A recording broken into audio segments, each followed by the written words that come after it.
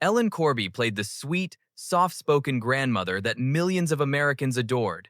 She was the rock of the Waltons, the voice of reason, the soul of the family. But behind those kind eyes and gentle words was a secret she never spoke of, a grudge she held so deeply, some say it followed her to the grave. For decades, fans believed she was just like the character she played, warm, wise, and full of grace. But Ellen's real life was nothing like the comforting world she portrayed on screen. And the truth about her off-camera relationships, her mysterious private life, and the one man she reportedly despised is more dramatic than anything that ever aired on television. Because behind America's most beloved grandmother was a woman with a story no one ever really told. Until now. Ellen Corby didn't look like someone who stirred up controversy. With her quiet eyes and firm, no-nonsense voice, she seemed like the kind of woman you'd trust to keep a family together in the worst of times. And for millions of Americans, that's exactly who she became. As Grandma Esther Walton, Ellen represented warmth, stability, and old-fashioned values. But the woman behind that iconic role had spent decades clawing her way up from the shadows of Hollywood, carving out a place in an industry that rarely made room for someone like her. Before the fame, before the Emmys, Ellen wasn't even on camera. She started off behind the scenes as a script girl watching actors rehearse, quietly memorizing how things worked.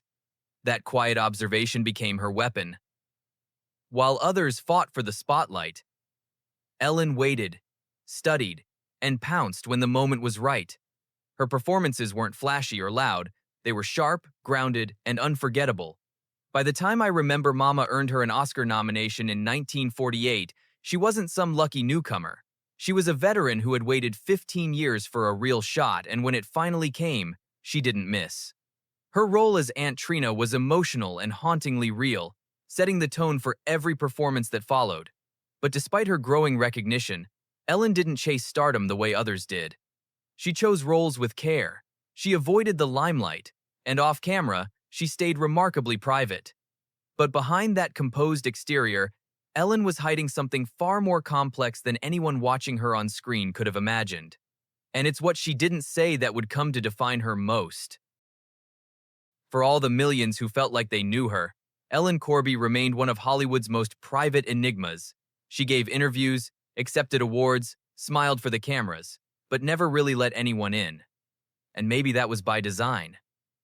Because once you peeled back the layers of her carefully crafted public image, you started to uncover a life that didn't fit the mold, especially not for her era. In 1934, she married a much older man, Francis Corby, a respected cinematographer. On paper, it looked like a perfect union. A Hollywood couple navigating the industry together. But the marriage only lasted a decade. No children, no public drama, just silence. After the divorce, Ellen never remarried. She never even publicly acknowledged another romantic relationship for the rest of her life. But those closest to her knew the truth wasn't as simple as it seemed. In 1954, Ellen met Stella Lucetta, a woman whose name never made headlines, but whose presence became impossible to ignore. From that moment on, Stella was by Ellen's side. For over 40 years, through every career high and devastating low, the two were inseparable. They shared a home. They built a life. And though the public never got a clear label, those who knew them didn't need one. In an era when same-sex partnerships were kept in the shadows, Ellen and Stella quietly defied the rules without ever saying a word.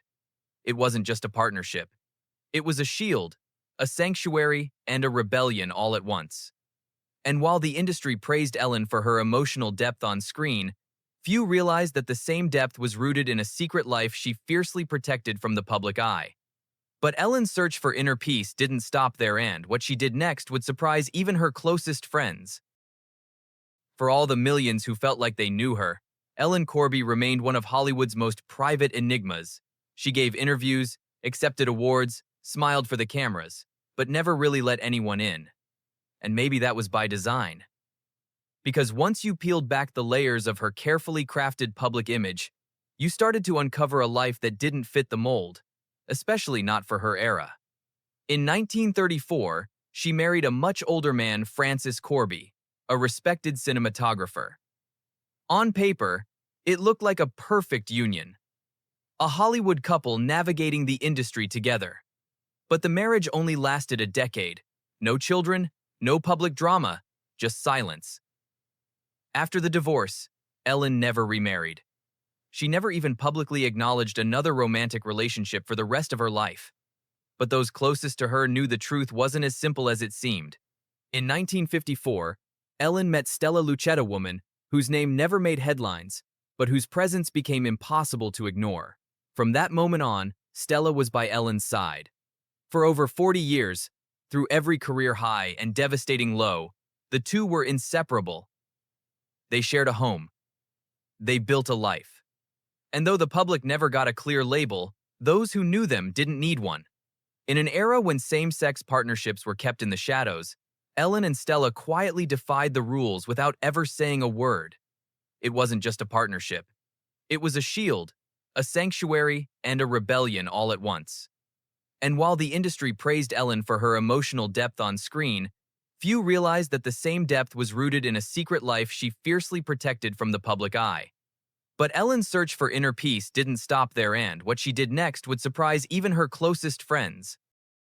In 1976, Ellen Corby was at the peak of her fame. Her portrayal of Grandma Esther Walton had made her a household name, a fixture in living rooms across America. She was winning awards, earning critical praise, and beloved by millions.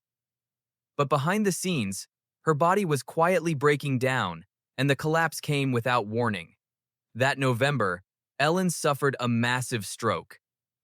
It struck hard, leaving her partially paralyzed and barely able to speak. For most actors, this would have been the end of the road, a graceful exit, a quiet disappearance. But Ellen wasn't built that way.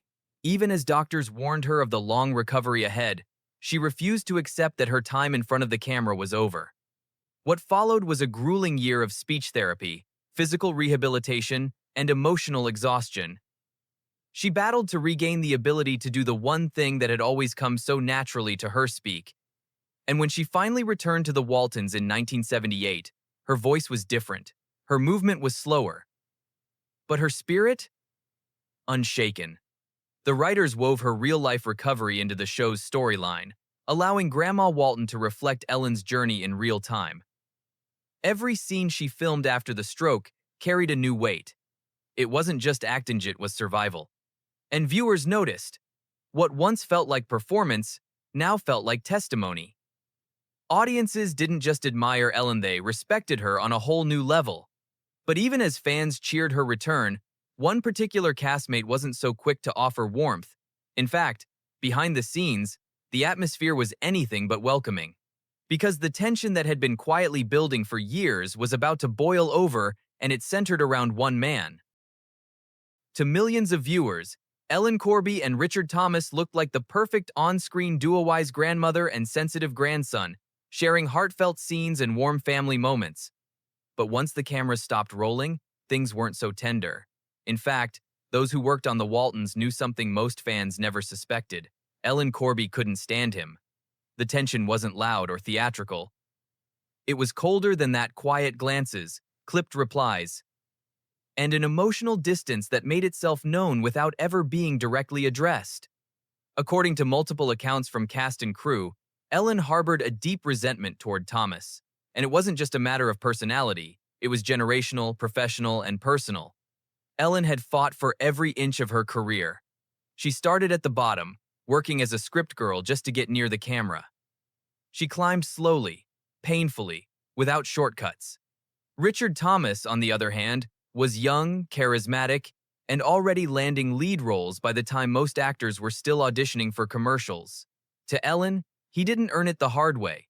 He didn't show deference. And worse, he acted like the show revolved around him. While Thomas brought a more casual, intuitive style to his role, Ellen was methodical and disciplined.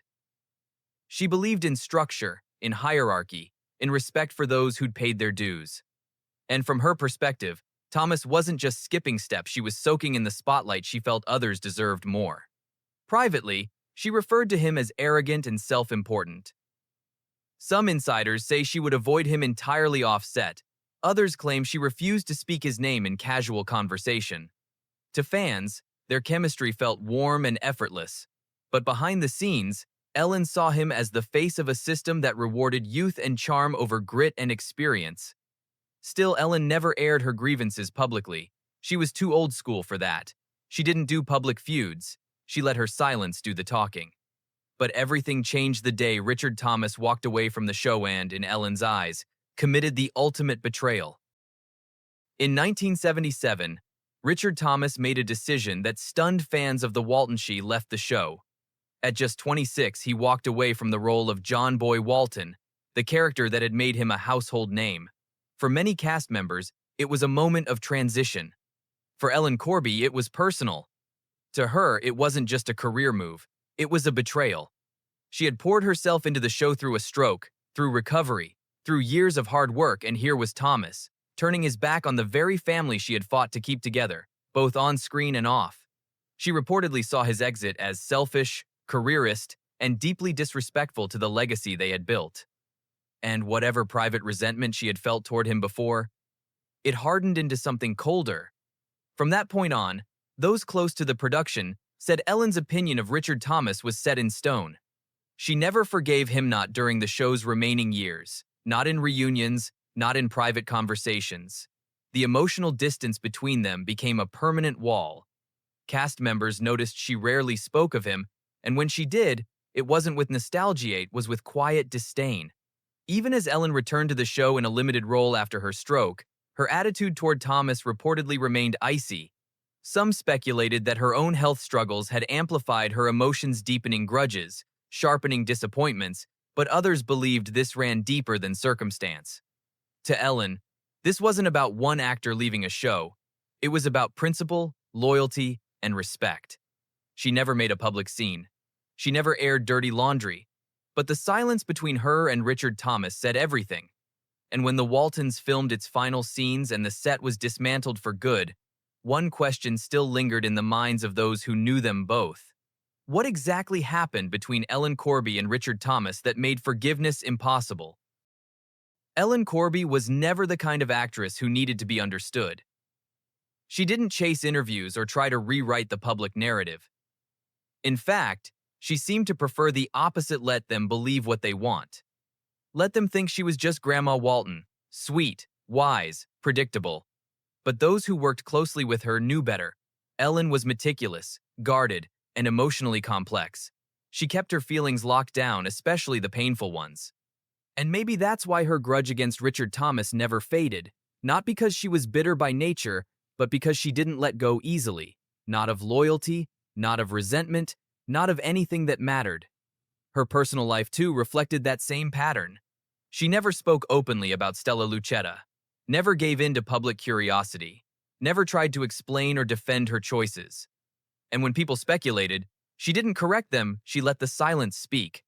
That silence was her armor. Some colleagues said she had a quiet sadness about her, even in her happiest moments, a weight she carried that no one could quite define. But it never showed up on screen. On screen, she was steady, dependable, the rock, the anchor, always. And maybe that was her final performance, the one the audience never saw. Because while millions mourned Grandma Walton when Ellen Corby passed away, very few ever knew the woman behind the role, the one who meditated in the mountains of India, who loved privately and fiercely, who harbored wounds deeper than anyone imagined, and who took many of those secrets with her to the grave. But even after her death, one question refused to die. Was Ellen Corby the calm heart of the Waltonser, the quiet storm holding it all together by sheer will? Ellen Corby spent 6 decades building a legacy brick by brick, roll by roll, until she became a fixture in American homes. To the world, she was the heart of the Waltons, the strong and gentle grandmother who anchored an entire family. But behind the carefully crafted smile was a woman shaped by loss, secrecy, loyalty, and quiet fury. She lived through a broken marriage, guarded a lifelong partnership that dared not speak its name, and faced a career-ending stroke with more resolve than most would muster in a lifetime. And yet, The thing that seemed to define her monster iron will may have also kept her from healing wounds that stayed open until the end. Her reported hatred for Richard Thomas wasn't about petty rivalry. It was about respect. About a generation that fought tooth and nail for every moment on screen, watching a newer, shinier face walk through doors they had to break down. And Ellen never forgot that. Never forgave it. Not once. Still, for all the shadows in her story, Ellen Corby never stopped showing up. Even when her body failed her. Even when her spirit was bruised. Even when the spotlight no longer cared. She returned. She endured. And she left a mark on television history that can't be erased. In the end, Ellen was everything her character was and everything she wasn't. Warm but tough. Loving but distant. Present, but never fully known. She didn't just play America's grandmother. She fooled the world into thinking that's all she ever was. And that may be the most powerful performance of her life.